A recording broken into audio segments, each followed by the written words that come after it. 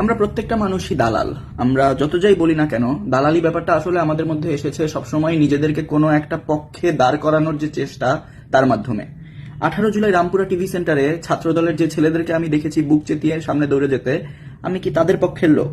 নাকি শিবিরের যে সকল ছেলেকে আমি দিনের পর দিন রাস্তাঘাটে কষ্ট পেতে দেখেছি, মার খেতে দেখেছি, আমি তাদের পক্ষের লোক? জানি না। পক্ষ ব্যাপারটা আসলে অনেক জটিল।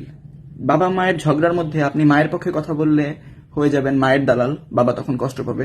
আপনি বাবার পক্ষে কথা বললে হয়ে যাবেন বাবার দালাল। দালালি ব্যাপারটা আসলে এসেছে এই পক্ষের কনসেপ্টটা থেকেই।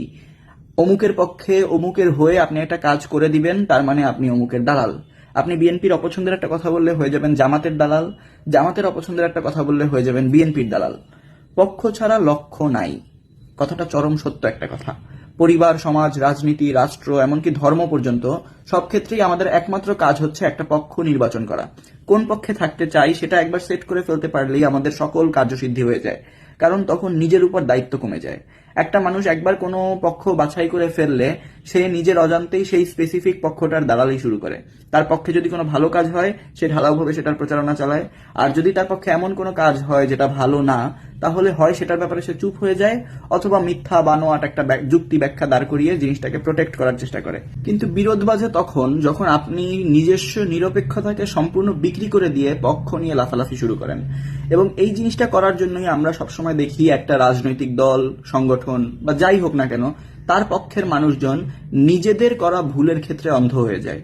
জুলাই সহ অধ্যাদেশগুলো কিংবা কমিশনগুলো কিংবা সার্বিক দেশের আইন শৃঙ্খলা পরিস্থিতি নিয়ে বিএনপির বর্তমানে যে অবস্থান, জুলাইয়ের আন্দোলনে আমি বিএনপির যাদেরকে রাস্তায় দেখেছি বা যাদেরকে ভিন্ন একটা আঙ্গিকে পেয়েছি, তারা কিভাবে এই অবস্থান মেনে নিতে পারছে, ব্যাপারটা নিয়ে একটু ঘাটাঘাটি করার পর মনে হলো প্রত্যেকটা মানুষেরই একটা নিজস্ব সত্তা থাকে, কিন্তু সেই সত্তাটা ততক্ষণ পর্যন্তই থাকে যতক্ষণ পর্যন্ত না সে কোনো স্পেসিফিক পক্ষ নির্বাচন করে ফেলছে।